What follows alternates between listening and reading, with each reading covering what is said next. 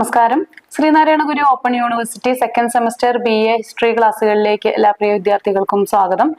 നമ്മൾ ഇന്ന് history of India from prehistory to 7th century CE എന്ന പേപ്പറിലെ first ബ്ലോക്കിലെ 3rd യൂണിറ്റ് ആണ് ഡിസ്കസ് ചെയ്യുന്നത്. നമ്മുടെ യൂണിറ്റിന്റെ പേര് Harappan civilisation origin and expansion എന്നാണ് ഈ ഒരു യൂണിറ്റിന്റെ പേര്. അപ്പൊ ഇവിടെ നമ്മൾ കാൽക്കോലിത്തിക് ഏജിന് ശേഷം, അതായത് ചെമ്പും കല്ലും ഉപയോഗിച്ചതിനു ശേഷം മനുഷ്യൻ ചെമ്പും ടിന്നും കൂട്ടിയിട്ട് വെങ്കലം എന്ന ഒരു ലോഹ സങ്കരം ഉപയോഗിച്ച ഒരു കാലഘട്ടമാണ് ഈ പറയുന്ന ഹാരപ്പൻ സിവിലൈസേഷന്റെ കാലഘട്ടം. അതായത് വെങ്കല യുഗ സംസ്കാരമാണ് ഹാരപ്പൻ സിവിലൈസേഷൻ.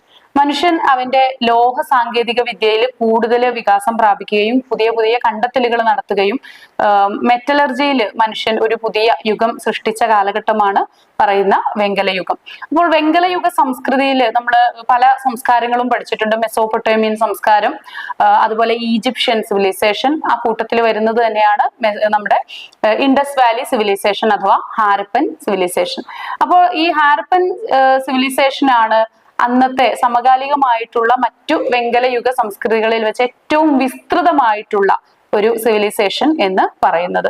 അപ്പൊ ഇന്ത്യൻ ഉപഭൂഖണ്ഡത്തിന്റെ വടക്കു പടിഞ്ഞാറ് ഭാഗത്ത്, അതായത് ഒരു പഞ്ചാബ് മുതൽ ഇങ്ങോട്ട് വന്നിട്ട് പാകിസ്ഥാൻ പ്രദേശങ്ങൾ, അഫ്ഗാനിസ്ഥാന്റെ തെക്കൻ ഭാഗം ഒക്കെ വരുന്ന പ്രദേശത്താണ് ഈ ഒരു ഇൻഡസ് വാലി സിവിലൈസേഷൻ വ്യാപിച്ചിരുന്നത്. അപ്പൊ അതുകൊണ്ട് തന്നെ ഇതിനെ നമുക്ക് ഇന്ത്യൻ ഉപഭൂഖണ്ഡത്തിന്റെ വടക്കു പടിഞ്ഞാറ്, അതുപോലെ ഇന്നത്തെ പാകിസ്ഥാനിലുമായിട്ടാണ് വികസിച്ച് കിടക്കുന്നത് എന്ന് റഫായിട്ട് പറയാനായിട്ട് സാധിക്കും. അപ്പോ സിന്ധു നദീതടത്തിൽ നിന്നും BCE 3300 മുതൽ 1500 കാലഘട്ടം വരെയാണ് ഈ ഹാരപ്പൻ സിവിലൈസേഷന്റെ കാലഘട്ടം എന്ന് പറയുന്നത്. അപ്പോ ഇന്നത്തെ നമ്മൾ നിലവില് ഏകദേശം എല്ലാ പ്രദേശങ്ങളും ഹാരപ്പൻ സിവിലൈസേഷന്റേതുമായി ബന്ധപ്പെട്ട എല്ലാ പ്രദേശങ്ങളും എക്സ്കവേറ്റ് ചെയ്തിട്ടുണ്ടെന്ന് തന്നെയാണ് ചരിത്രകാരന്മാരുടെ അഭിപ്രായം. അപ്പോൾ ഈ സിവിലൈസേഷനിലെ റിട്ടൺ എവിഡൻസസ് നമുക്ക് ഡെസിഫർ ചെയ്യാൻ സാധിച്ചിട്ടില്ല എന്നതൊഴികെ ബാക്കിയുള്ള എല്ലാതരം എവിഡൻസും നമ്മുടെ ചരിത്രകാരന്മാർ പൂർണ്ണമായിട്ടും പുറത്തു കൊണ്ട് വന്നിട്ടുണ്ട്. നമ്മൾ ആദ്യമായിട്ട് ഹാരപ്പൻ സിവിലൈസേഷന്റെ വിസ്തൃതിയാണ് നോക്കുന്നത്. ഇത് ഒരു കൃത്യമായിട്ട് ഇത് ബൈഹാർട്ട് ചെയ്യേണ്ട ഒരു കാര്യമാണ്.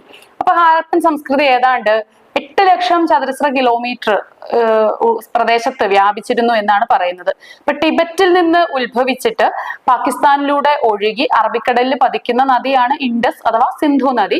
ഈ സിന്ധുവിന്റെ ഒരു പോഷക നദികളുടെയും കൈവഴികളുടെയും ഒക്കെ തീരത്തായിട്ടാണ് ഈ സംസ്കാരം വ്യാപിച്ചിരുന്നത്. പിന്നീട് സംസ്കൃതി 4 ഭാഗത്തേക്കും കൂടുതൽ വികസിതമായി, ഭൂമിശാസ്ത്രപരമായിട്ടുള്ള പ്രത്യേകതകൾക്കൊക്കെ അനുസരിച്ച് വികസിതമായി പഞ്ചാബ്, സിന്ധ്, ബലൂചിസ്ഥാൻ, രാജസ്ഥാൻ, ഗുജറാത്ത്, പടിഞ്ഞാറൻ ഉത്തർപ്രദേശ് ഇതൊക്കെ ഉൾപ്പെടുന്ന ഭാഗത്തേക്ക് ഇത് വ്യാപിച്ചു. ഇനി ഇതിന്റെ പ്രധാനപ്പെട്ട 4 അതിരുകൾ നമ്മളൊന്ന് അറിഞ്ഞിരിക്കണം.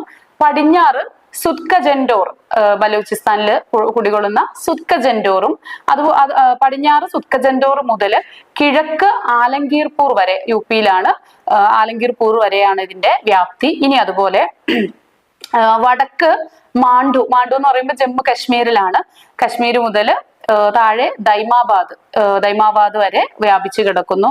മഹാരാഷ്ട്രയിലാണ് ദൈമാബാദ്. അപ്പൊ ഇത്രയും പ്രദേശങ്ങളിൽ എക്സ്റ്റെൻഡ് ചെയ്തിരുന്ന ഒരു സിവിലൈസേഷൻ ആണ് ഇൻഡസ് വാലി സിവിലൈസേഷൻ.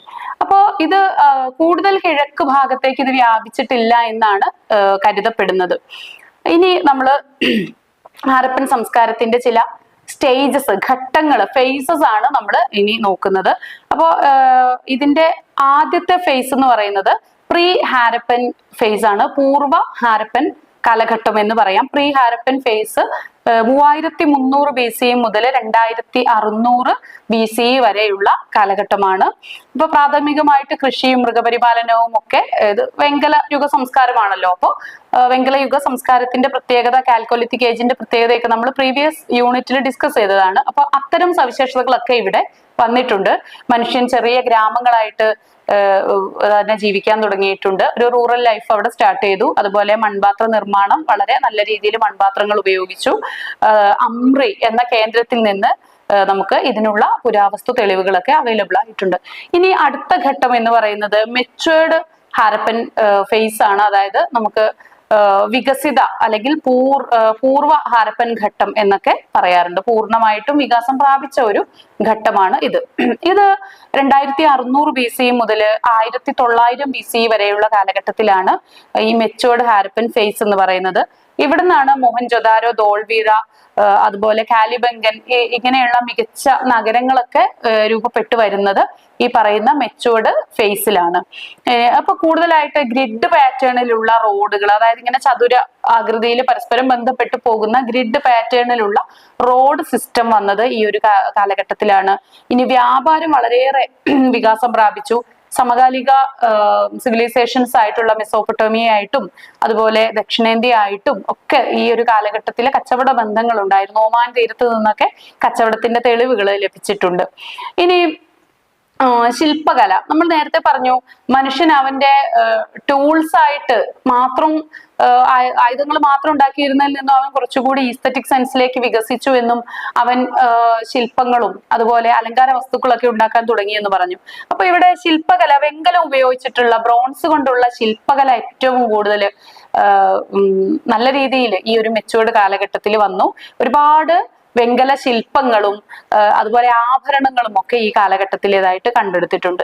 പ്രധാനമായിട്ടും ഹാരപ്പയിൽ നിന്നും മോഹൻജൊദാരോയിൽ നിന്നും ധോലവീരയിൽ നിന്നും ഒക്കെയാണ് കാലിബംഗൻ കറുത്ത വളകൾ എന്നാണ് ഈ പ്രദേശത്തിന്റെ പേരിന്റെ അർത്ഥം തന്നെ. അവിടെ നിന്നൊക്കെ നമുക്ക് ഇതിനുള്ള തെളിവുകൾ അവൈലബിൾ ആയിട്ടുണ്ട്. അതുപോലെ കൃഷി നല്ല രീതിയിൽ ഈ ഒരു കാലഘട്ടത്തിൽ വികാസം പ്രാപിച്ചിട്ടുണ്ട്. ഇനി നമ്മൾ തേർഡ് ഫേസ് ആണ്, ലേറ്റർ ഹാരപ്പൻ ഫേസ് ആണ്, അതായത് പിൽക്കാല ഹാരപ്പൻ ഘട്ടം. ഇത് 1900 BC മുതൽ 1300 BC വരെയുള്ള 1300 1400 ഈ ഒരു കാലഘട്ടത്തിനിടയിലാണ് വരുന്നത്. എന്തായാലും ഇതൊരു ലേറ്റർ ഫേസ് ആണ്.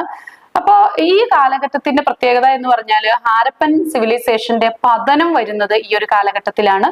അത് ഡിക്ലൈൻ ചെയ്ത് തുടങ്ങുന്നു. ഇനി ഇതിന്റെ ഭൂപ്രകൃതിയിലൊക്കെ നല്ല മാറ്റങ്ങൾ വന്നു. സിന്ധു നദി ഗതി മാറി ഒഴുകി, കരകവിഞ്ഞൊഴുകി സിന്ധുവിന്റെ അതുപോലെ ക്ലൈമറ്റിലും വലിയ മാറ്റങ്ങളൊക്കെ ഈ ഒരു കാലഘട്ടത്തിൽ വന്നിട്ടുണ്ട്. അപ്പോ നമ്മൾ ഈ ഒരു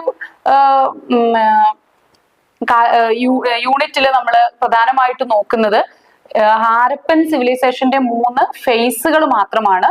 അതുപോലെ ഹാരപ്പൻ നാഗരികതയുടെ പതനവും പതനത്തിന്റെ കാരണങ്ങളും. പതനത്തിന് പ്രധാനമായിട്ട് പറയുന്ന കാരണങ്ങൾ ഈ പറഞ്ഞ കാലാവസ്ഥയിൽ വന്ന മാറ്റവും അതുപോലെ തന്നെ സിന്ധു നദിയുടെ കരകവിഞ്ഞൊഴുകലും വരൾച്ചയും ഗതിമാറ്റവും ഒക്കെയാണ്.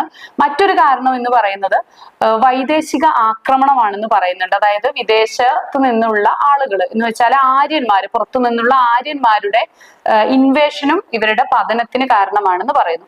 അപ്പോൾ ഇതൊരു ചെറിയ യൂണിറ്റ് ആണ്. ഇവിടെ നമ്മൾ ഹാരപ്പന്റെ സിവിലൈസേഷന്റെ ആദ്യ ഫേസിലുള്ള കുറച്ച് കാര്യങ്ങൾ മാത്രമാണ് ഡിസ്കസ് ചെയ്യുന്നത്.